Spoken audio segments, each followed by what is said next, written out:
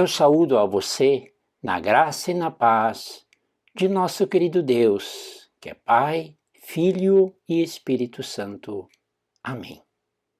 Te convido a participar de mais um culto de vídeo da nossa paróquia de Nova Petrópolis, nesta semana especial para a cristandade, pois festejamos o dia da Ascensão de Jesus nesta semana, e a palavra bíblica para este dia é de Mateus 28:20, no finalzinho do Evangelho de Mateus, Jesus afirma: "E eis que eu estou convosco todos os dias, até a consumação do século." Sim, porque Jesus saiu fisicamente do nosso meio, ele pode estar, sim, em nosso meio,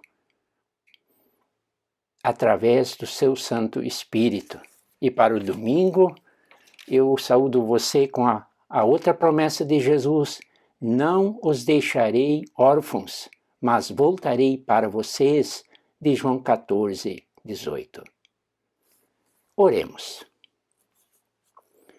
Obrigado, Senhor Jesus, que tu não fizeste uma viagem interplanetária quando subiste aos céus, mas tu foste junto a Deus Pai, teu Pai, nosso Pai querido. E assim tu podes estar junto com todos nós.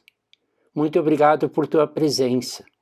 Muito obrigado por teu Santo Espírito prometido e enviado, onde também nós o celebraremos liturgicamente no dia de Pentecostes. Obrigado, Senhor, por tua presença entre nós, porque tens falado conosco através destes cultos, a cada semana, a cada domingo. Obrigado que tens usado a nós, pregadores do Evangelho. Obrigado que estas palavras têm chegado a tantas pessoas, a tantas casas, a tantos corações. Mais uma vez, Senhor, faz a tua obra por meio do teu Santo Espírito. Atualiza estas palavras antigas das Escrituras para serem palavras atuais, palavras que falem para nós, que nos desafiem, que nos ajudem a darmos testemunho do teu amor no mundo em que vivemos. Assim, abençoe este nosso culto. Amém.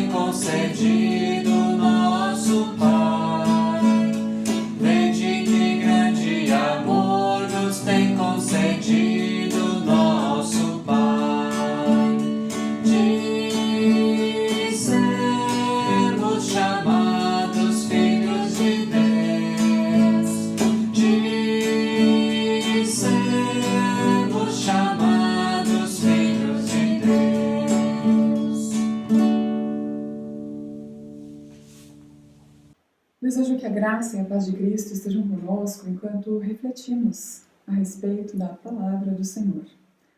A pregação de hoje estará baseada em 1 João, capítulo 5, os versículos 9 a 13, onde nós lemos: "Nós aceitamos o testemunho dos homens, mas o testemunho de Deus tem maior valor, pois é o testemunho de Deus que ele dá acerca de seu Filho.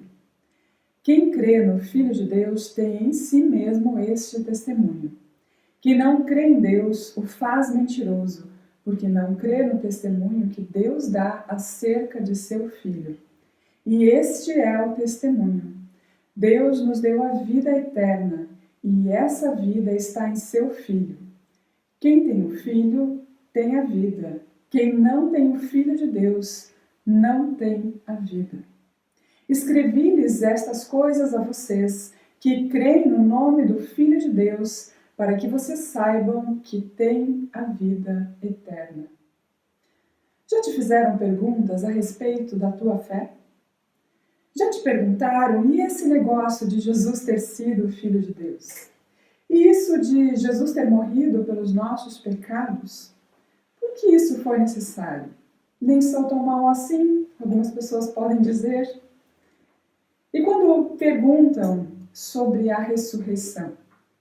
Quando fazem perguntas sobre a ressurreição de Jesus? Parece que complica um pouco mais, não é mesmo? Parece que ficamos com um tanto de receio de dar essas respostas. Não fazia muitos anos que Jesus Cristo tinha ressuscitado e voltado ao céu. Os seus discípulos permaneceram com a tarefa de espalhar a mensagem a respeito de sua vinda, sua vida, sua obra para todas as pessoas e em todos os lugares. Eles tinham recebido a responsabilidade de falar ao máximo de pessoas que Jesus Cristo, Filho de Deus, tinha vindo a este mundo como ser humano, gente como a gente. Veio a morrer e a ressuscitar no terceiro dia, a fim de que todas as pessoas da face da terra, de todas as épocas, de todos os lugares, pudessem receber perdão de pecados, salvação e vida eterna. Devido à rebelião dos seres humanos contra Deus, relatada lá em Gênesis capítulo 3, todas as pessoas já nascem distanciadas de Deus. Não haveria maneiras de conseguirmos nos aproximar de Deus ou de conquistarmos a salvação por nossos próprios esforços ou méritos. Por isso é que Deus envia o seu único Filho, Jesus Cristo, para assumir o nosso lugar como culpados e morrer a nossa morte. Talvez você pense que nem seja tão mal assim, mas certamente você nunca conseguiria ser tão bom a ponto de conseguir conquistar a salvação por méritos ou esforços próprios. Por isso é que Jesus veio e entregou a sua própria vida a fim de recebermos a possibilidade de sermos salvos. Devido à queda, à rebelião dos primeiros seres humanos, o nosso destino certo seria a condenação, o inferno, uma vida distante de Deus. Mas Jesus Cristo vem como gente, vive uma vida perfeita, sem pecados, sem manchas, se entrega como um cordeiro perfeito, sem nenhum defeito. Jesus assume o nosso lugar, o lugar de pecadores, para que eu e você pudéssemos receber perdão de pecados, salvação, vida plena, vida abundante, vida eterna. Jesus deu a sua vida para que toda a humanidade pudesse voltar a viver perto de Deus e ter também a possibilidade de receber salvação e vida eterna.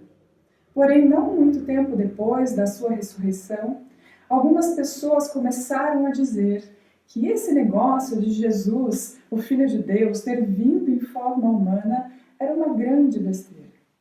Diziam que a carne e o corpo são ruins e que então o Filho de Deus não poderia ter vindo em carne, não poderia ter vindo como ser humano. Algumas pessoas diziam que Jesus teria vindo só em espírito. O apóstolo João, então, escreve essas cartas na intenção de reafirmar a natureza divina e também humana de Jesus. Mas qual seria o problema dessa afirmação de que Jesus teria vindo só em espírito? Quais seriam as implicações para a nossa fé? Bem, um espírito não morre, não é mesmo? Se Jesus tivesse sido apenas um espírito, então não teria cabimento afirmar que Jesus Cristo morreu pelos nossos pecados. E se ele não morreu, ele também não ressuscitou. E se Cristo não morreu nem ressuscitou, não nos resta nenhuma esperança. Fechemos as portas das igrejas, esqueçamos de tudo isso. Nada faz sentido. O apóstolo Paulo nos diz em 1 Coríntios, capítulo 15, versículo 14 a 19, E se Cristo não ressuscitou, é inútil a nossa pregação, como também é inútil a fé que vocês têm. Mais que isso, seremos considerados falsas testemunhas de Deus, pois contra ele testemunhamos que ele ressuscitou a Cristo dentre os mortos. Mas se de fato os mortos não ressuscitam, ele também não ressuscitou a Cristo? Pois se os mortos não ressuscitam, nem mesmo Cristo ressuscitou. E se Cristo não ressuscitou, inútil é a fé que vocês têm e ainda estão em seus pecados. Neste caso, também os que dormiram em Cristo estão perdidos. Se é somente para esta vida que temos esperança em Cristo, dentre todos os homens, somos os mais dignos de compaixão, ou as mais infelizes de todas as pessoas. São a morte e a ressurreição de Cristo que dão sentido à fé cristã. Se Jesus não tivesse morrido e ressuscitado, não teríamos esperança? Mas talvez seja difícil acreditar que Jesus tenha ressuscitado. Sempre existiram muitas histórias que foram levantadas para tentar desmentir a ressurreição de Jesus. Algumas pessoas dizem que o corpo de Jesus foi roubado e as pessoas espalharam a história de que ele teria ressuscitado. Outras pessoas dizem que os próprios discípulos, envergonhados daquilo que tinha acontecido com Jesus, o seu líder, por isso eles esconderam o corpo de Jesus e inventaram então que ele teria ressuscitado. Mas pensem comigo. A história nos diz que todos os discípulos foram mortos por causa da fé em Jesus Cristo. Todos eles morreram como mártires, defendendo a fé em Jesus Cristo. Será que alguém estaria disposto a morrer por conta de uma mentira? Vocês acham que os discípulos inventariam uma mentira e estariam depois dispostos a morrer por ela? Não faz o menor sentido. E se a ressurreição não fosse verdade, será que ainda existiria o cristianismo? Vocês acham que depois de 2000 anos ainda existiriam pessoas cristãs? Talvez para você tudo isso ainda não faça muito sentido. Mas qual é a outra possibilidade? Acreditar em quê? O apóstolo João nos diz, no versículo 9, nós aceitamos o testemunho dos homens, mas o testemunho de Deus tem maior valor, pois é o testemunho de Deus que ele dá acerca do seu Filho. O Antigo Testamento está repleto de promessas a respeito da vinda do Messias. Existem profecias muito detalhadas a respeito da vinda de Jesus. A Bíblia toda dá testemunho da veracidade de Jesus, o Filho de Deus, que nasceu e viveu como gente, morreu pelos nossos pecados e ressuscitou ao terceiro dia. A Bíblia foi escrita por cerca de 40 autores, levou em torno de 1.600 anos para ser escrita, e o que é incrível é que não existe contradição. Ela não se contradiz, não se desmente. Ela toda aponta para Cristo e atesta a veracidade da sua vinda, da sua morte, da sua ressurreição. Por isso é que o apóstolo João segue dizendo no versículo 10: quem crê no Filho de Deus tem em si mesmo esse testemunho. Quem não crê em Deus o faz mentiroso, porque não crê no testemunho que Deus dá acerca do seu Filho. Esse versículo nos diz que quem não crê em Deus faz dele um mentiroso.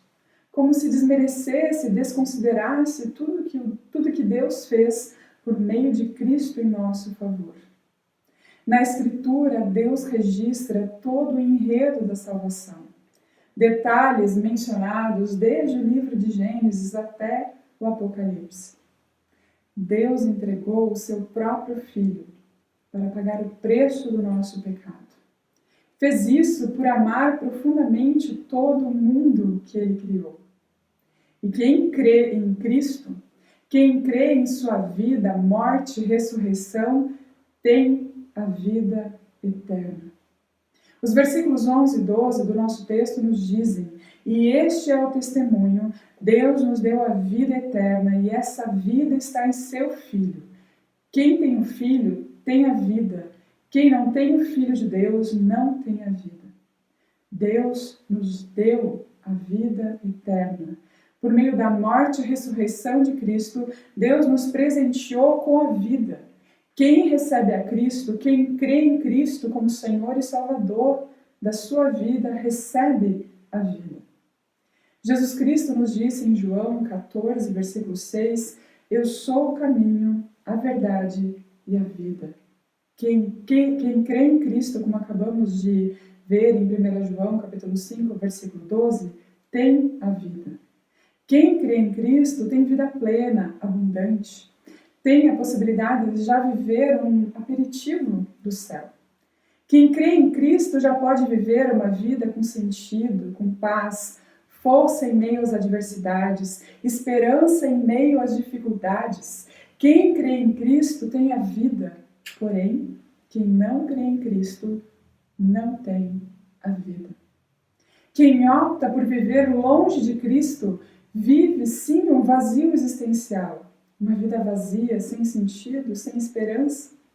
E como também diz o nosso texto de 1 João, escrevi-lhes estas coisas a vocês que creem no nome do Filho de Deus, para que vocês saibam que têm a vida eterna, conforme o versículo 13 do nosso texto.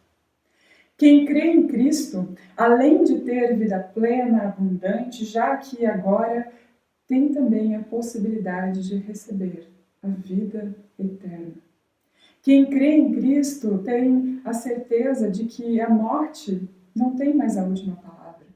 Mas aqueles que em Cristo confiarem serão ressuscitados, assim como Cristo ressuscitou.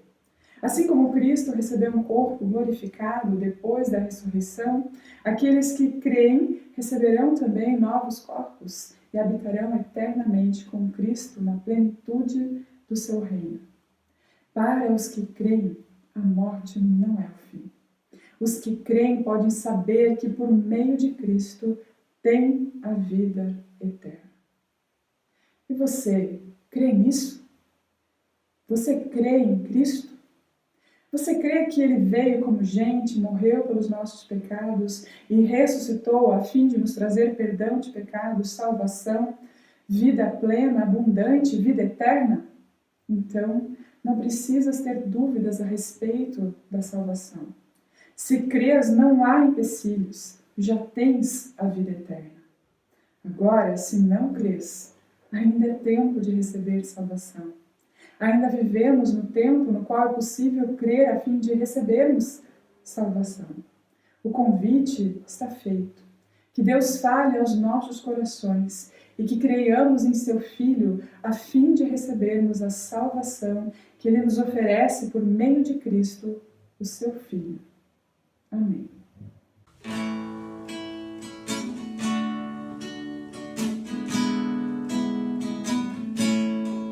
Quando o povo se reúne,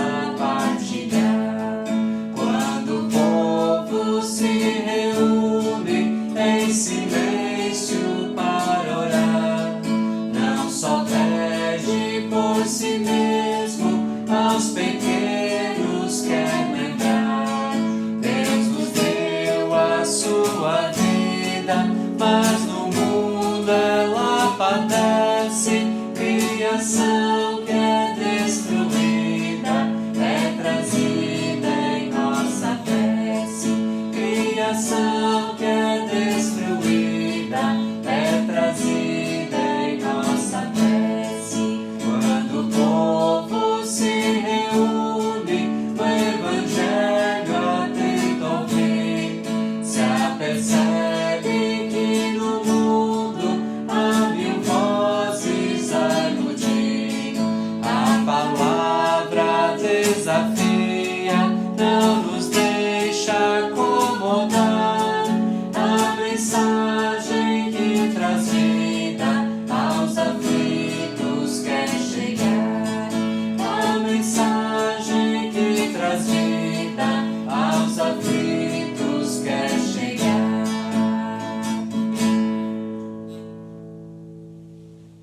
E eu convido então vocês para que nós façamos a nossa oração final. Oremos todos juntos.